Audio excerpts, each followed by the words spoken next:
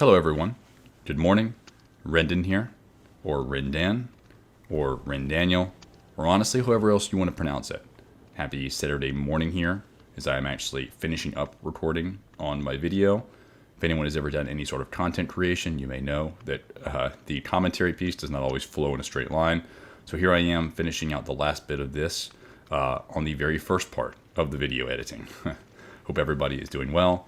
I'm going to showcase a build today I made to test out guard counters in the Blasphemous Blade, but I hope everyone is having a good weekend, and when this comes out, I hope you're doing well too. So let's get into it. This build was made at level 85, as you can see is Ren, the Manor Sworn. Some of the stats might look a little weird, that's fine. Again, this character was made specifically to test out guard counters and to use the Blasphemous Blade, which I have never actually used before, believe it or not. Mostly focused on fire damage. It's not exactly a strength build, it's more of a faith build with just enough stats and investments to use the other weapons that I want to. Went +6 and +15 as the weapon upgrade levels for this. Wanted to go a little lower than the +17 you would do at 90 just to test it out. It's actually worked out pretty well. I've really enjoyed it so far. Will I take them up a little bit higher on? Maybe. But as I said, I've had a lot of fun with it so far. You can see the talismans. The ones of note are the Great Shield Talisman for obviously guard counters, and the Green Turtle for extra stamina recovery, which is also good when you're blocking. Not as much poise on this character as you can see, but when you're blocking, you actually don't need it quite as much. At least I haven't really noticed that I've needed it. Flame Arc, Chain Link Flail, excuse me. The Sacred Cestus, which I actually switch out later for the Zweihander. Unsheathed, Uchigatana on the right. See my halberd and my standard heavy thrusting sword on the left for chase downs. You know, that kind of thing. It's good. Testing out sacred damage a little bit too, because I'm using some of the frost pots actually on this, and I know that innately, if you're using frost pots and you're using fire damage, they're going to cancel each other out, so it's not the most efficient way to do it. And you will see me throw them occasionally and just immediately cancel out that frost that I create with fire from the Blasphemous Blade or some other fire weapons like the flail. Sometimes I was thinking about it and not caring. Sometimes I just forgot about it, but either way, it's fine. The 20% frost damage, or I think it's 20% increase, still it hits. It will go away immediately, but the next hit I get, even with a weapon that does fire damage, will increase that damage. So I am getting some benefit from it, but I'm just throwing it throughout the fight, making people, you know, be aware that I have them, looking for advantages where I can chase them down, that kind of thing. So I'm not really too concerned about not playing with the frost pots as optimally as I could. They're just nice to have on the build, and they really save you some time, especially if you get that little bit of 20% damage increase. Their stamina is not recovering as fast, and you need to chase them down. You can make the difference between actually catching them in a chase down and killing them, or doing just enough damage where they have a little bit left and they get away, and then you know, they run away, and something spawns, or you know, their host comes and saves them, or the phantom comes and saves the host, that kind of thing. Frost pots and that extra little bit of damage and stamina, slow down stamina speed, are really good when fighting multiple people. So it's a nice to have on this, and again, you will see that it will come in handy. But let's talk about the build and some guard counters.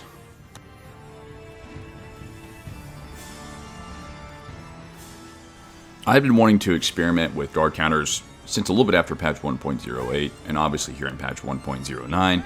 I'd tested them a little bit back in the beginning of Elden Ring when they were not as good, but still a little bit viable, because people had not had the time to really understand the mechanic and hadn't really seen it before, so it could still hit people because they didn't know what it was or how to reaction roll it. Now, obviously, that is not the case. People know what guard counters are. That Q, that little ding on the shield, gives them a good clue, and most times people can reaction roll. You see that right there, the help of the Great Shield Talisman and Green Turtle taking that fully charged R2 on my shield, being able to get the guard counter off, but obviously it does not hit him because he reaction rolled.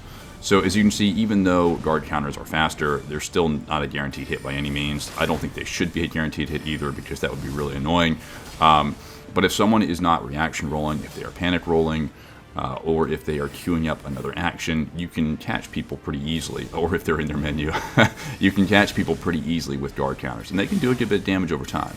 Also, as I said before, poise is extremely important in Elden Ring, but having a shield and blocking, as long as you're not trying to block everything, can help mitigate that. You may not need quite as much poise, so that can be helpful. I know that, again, I mentioned before, I don't have a lot of poise in this build, but having a shield and using guard counters has helped with that, I have noticed.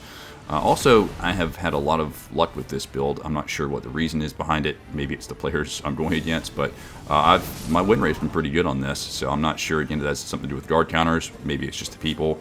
But anyway, it's been fun, and not all the time are Elden Ring invasions fun, but this really has been.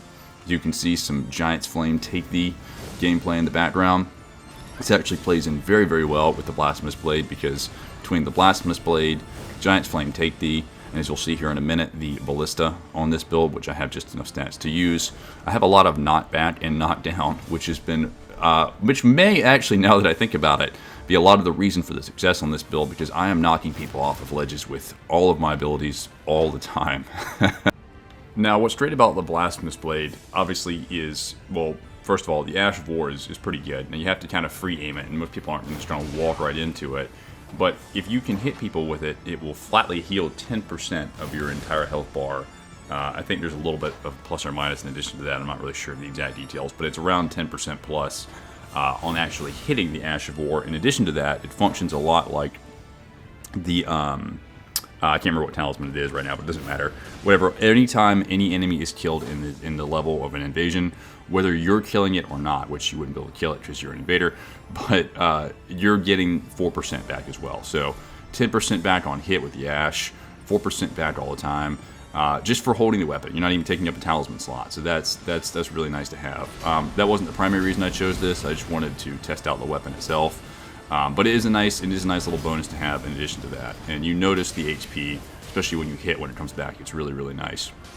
Again, you will notice that I am using Frostbots here and hitting people with something that does fire damage. Obviously, that is canceling out the Frostbots. As I said before, that is not the most optimal way to use this. I am aware that I'm doing this at the time, and that's why I have a lot of the other weapons actually enchanted in sacred damage, which I found after testing the damage was pretty good. So again, I am aware that I am using these in a non-optimal way, but I didn't really want to change my playstyle that much, nor change my main weapon. So I figured, well, again, as I said, I am still doing more damage with something like the Blasphemous Blade when I hit, and as you can see here, other times when they have that Frostbot on with the heavy thrusting sword that's sacred enchanted, I'm doing more damage. So it's still allowing me opportunities to really chase people down, take advantage of them, and I'm just not willing to change the weapon or the playstyle that much. As you can see, again, it's still doing about 20% more damage than it would without it. You can see the difference right there. So I was fine with this. Plus, again, besides the fact that this is a weapon I'd never tested before, if I was going to use guard counters, there were 3 weapons I really wanted to test on this build. That was greatswords, flails, and katanas. I had been actually practicing a little bit, or doing a little bit of testing earlier on. I think it was a couple weeks ago, right after the initial guard counter changes that happened with No Name. We were seeing what some of the different weapon types could do, and if there was anything that could really hit pretty reliably. And spoilers, not really a whole lot has changed. It's not like anything is super incredibly viable now. I mentioned in the last video I did, in the Red Principia video, that if you have a guard counter with a fast weapon, it can shut down, you know, medium talented halberd play, or at least halberd spam, because it comes out faster than the second halberd R1. So that is a useful tidbit. I would recommend that. Now, when I was looking at the talismans that I wanted to use on this build, there were 3 that really came to mind. The Viridian Amber Talisman, obviously +2, the Green Turtle Talisman, and the Great Shield Talisman. Now, the Viridian Amber gives you a plus 15%, again, the +2 version, to your stamina, increase your stamina overall. Great Shield Talisman on every block you have with a shield is actually reducing the stamina damage you take by 20%. So again, that's 20% per attack you take on your shield, that's stamina damage. And then the Green Turtle obviously is recovering your stamina faster, so you can queue up actions immediately out of, you know, running out of stamina, and you're just recovering stamina a whole lot faster. Very, very useful talisman, actually, even outside of this. Now, I don't think you should be blocking all the time. Most invader builds or PvP builds that I run have nothing to do with shields and do not use them at all. But in this specific case where I was making a build to test out guard counters and to use them, obviously I'm blocking more than I normally do. So that increased stamina damage mitigation by 20%, every time I'm getting hit on that shield is really, really useful. If it was something like a great shield, I don't think you would see as much effect or benefit from it, but on a medium shield or something like maybe a two-handed Carrion Knight Sword, you are seeing a good bit of advantage from it. And if you were concerned about not having access to stamina regen or not enough stamina, I think this can be mitigated by using the Green Turtle Talisman on the build in conjunction with the Great Shield Talisman. So even if you're running out of stamina, you're recovering stamina incredibly fast. You can stay pretty aggressive. I think that's a good way to play this as well. Now, obviously, to do that, you are taking up 2 talisman slots, so you're going to have to plan accordingly. But I've seen a lot of benefit from it, and that's what I've decided to use on this, and it's worked pretty well for me so far. This invasion will allow me to showcase where Taker's Flames and Giant's Flame take the shine in very narrow ledges like this, or very narrow walkways where you can just hit people with that hitbox and they can't really roll away. Taker's Flames to take out this Phantom as he tries to roll, because it just has such a wide hitbox and there's no maneuverability up here. It just works so well. I think here in my left hand for a second I actually have my shield equipped, and so with Carrion Retaliation, but instead I do not, so I will just eat this Magic Great Bow to the face. That's okay though, because I have Opaline on, so it's mitigated a little bit.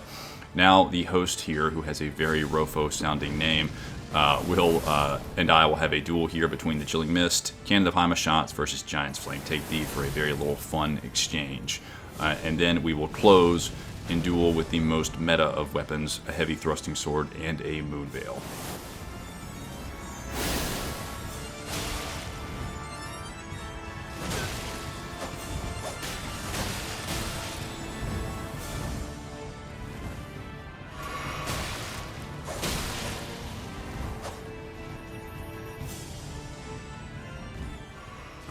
As you can see, a blue has spawned with a really cool sounding name, but I'm still very confident in this because this area is a murderous area for hosts and phantoms as an invader. This blue actually is a very smart play and shoots the exploding barrels next to me, but a little quick Giant's Flame Take Thee gets them to back off, and now all the PvE is engaged. This host is in real trouble. As you can see, I'm chasing them down with the heavy thrusting sword, but the blue will come in to save, and I will nearly get killed here. But again, there's so much PvE on the ground that they will get back into a corner themselves. They will try to get a dagger parry on me, but with that dog hitting them and that just kind of throwing off their aim, I felt pretty reliably sure that I would be able to avoid getting parried, and I was. See that Taker's Flame hitting right into that house, nowhere for that host maneuver. So he is about to die, and a little bit of quick fan dagger spam, which I feel a little bit bad about, but works, will end the invasion. A very fun one, and oh man, I love this build. Hammer Mario, I'm sorry I didn't get a chance to fight you. You're the only blue I've seen in years that I like. So Hammer Mario, you keep being you. This invasion is just going to showcase the utility of Giant's Flame Take Thee in the Taker's Flames in high spaces. I'm able to bully this Phantom several times, knock them off the ledge. And it's, it just showcases another area where this build shines in these type of environments. Also, you'll see one of the best ways that I found to actually make Taker's Flame work is to poise trade, or I guess hyper armor trade, or whichever one, with the weapon art against people who are actually utilizing something that's similarly, poise heavy or hyper armor heavy against me. This Phantom particularly is using the Bloodhound's Fang, and they will use the weapon art on me here in a second while I'm using the Taker's Flames, and my poise trade will win out in that combination. And not only that, it will actually do enough damage and knock them off the ledge, and they will die from fall damage. Post-editing Rendon here again, looking back at that clip, it actually looks like that Ash of War clearly missed me. However, there are plenty of circumstances in this video, you can see the examples, where I'm clearly trading, poise trading with other Ashes of War of a similar class, even things of akin to Bloodhound Fang. So obviously, as I said before, trading and poise trading is a very useful way to use this weapon, but however, things like double power stance greatswords will break you out of it, so just be aware of that. Do you ever just spawn into a world and know immediately what type of players you're dealing with? As you can see, I've spawned here at the bottom of this branch, and at any point in time, I knew that these players could go inside that boss room and there'd be nothing, absolutely nothing that I could do to stop them. They're literally right next to it, but of course, they don't decide to do that. even though they're standing right there next to it, they are going to gesture, they're going to taunt, and they're going to try to wait for me to come up there so they can kill me before they go into the boss. Now, I, being the astute and intelligent invader that I am not going to waste my time to walk up the 20 seconds I would take of my life to walk up there to just walk into a blender. So I am happy, you see here, this one phantom is bravely and heroically charging down the branch. It's probably not the best idea. But anyway, I want you to remember the next time you hear some Redditor or someone going online and saying that they don't like or they dislike invaders coming into their world and preventing them from progressing in the game, that it's too hard when invaders exist, when you have players like this that could clearly walk in at any point in time into that boss and not have to deal with me at all, not have to interact with me. They could just run right on by, but they're making the conscious decision to engage in this part of the game. Because a lot of them, despite them saying that, they don't mind invaders. What they mind is losing to invaders. So, you know, it is what it is. But just keep that in mind next time. Every time you hear somebody complain about it, just know that this is the opposite side of that. Alright, as you can see, the party is making their way down towards me, and Lord Edge here will slowly walk towards the PvE. Thus will begin my attempts to free aim and free lob the Giant's Flame take these at them. First one is a little short, so it's a miss. Second one, I'm not sure where I was trying to throw. It goes way off in the distance. But that is okay, because we have far more where that came from. The host has Bloodhound Step, though, so he will just zip right on through it, as he's probably used that to zip right on through the entire game. That is okay, because Poise exists, Hyper Armor exists, and the Blasphemous Blade exists. As I have said before, we are in a location that is very advantageous to me. And so all it will take is a straight line, like some bowling pins in a bowling alley, and I will be able to clean up this Phantom. We'll take one hit of Taker's Flames, and then two as they are trying to back up and heal, leaving only the host, who will run away from the PvE, which is absolutely fair. Again, I will say this host has chosen to be party to this invasion, so now we're just going to run in and finish it, and hopefully they have learned something, or maybe I've learned something, or maybe we both learned something from this. Either way, I had fun at least, so that's good.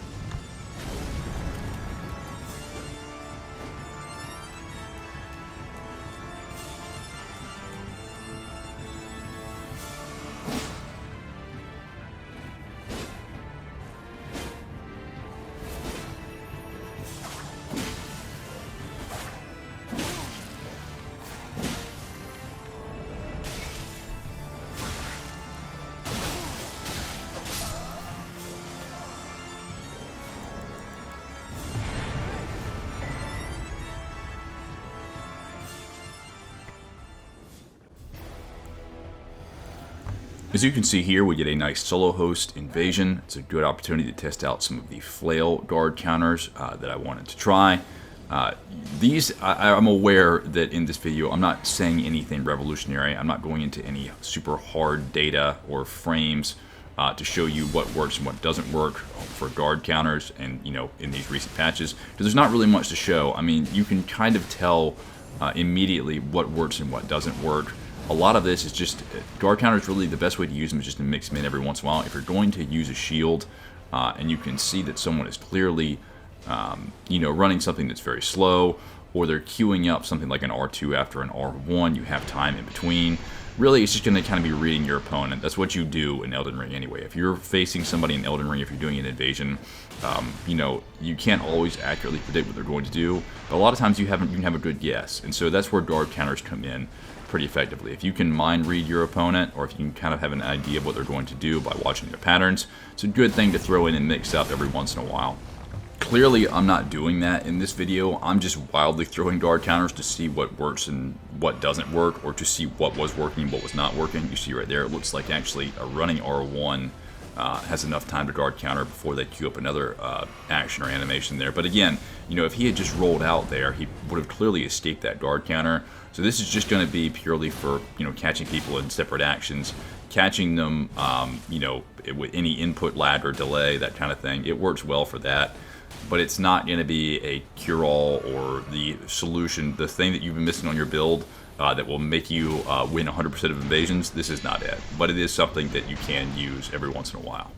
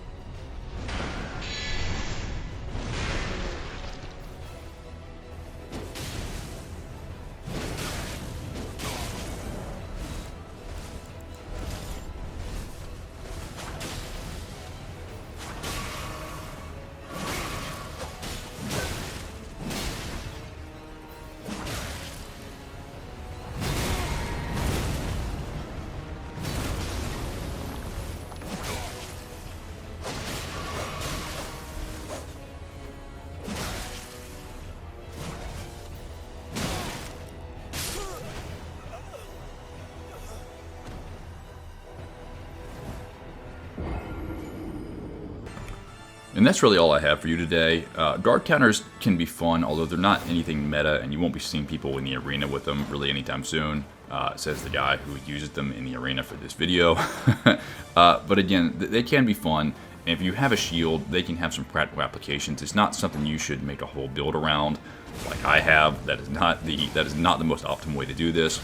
But if you are using a shield for anything on a build, or if you just happen to have one, why would you not throw this in every once in a while? Again, Elden Ring's giving it to you for free. It can be good as a mix-up occasionally, so you should use it.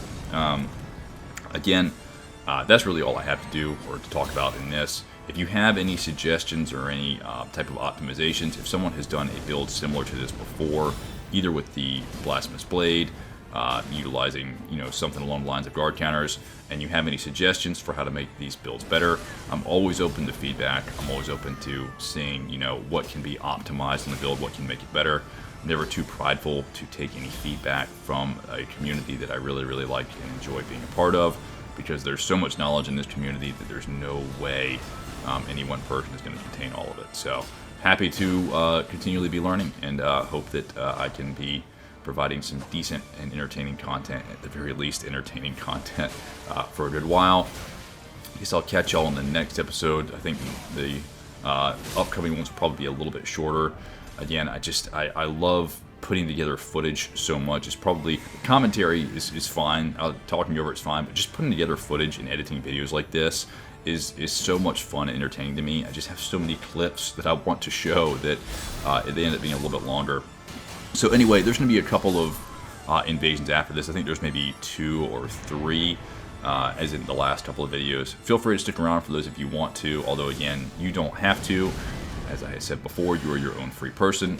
But if you enjoy free things and free clips, feel free to watch those. But I will catch y'all in the next one. Thanks, and peace.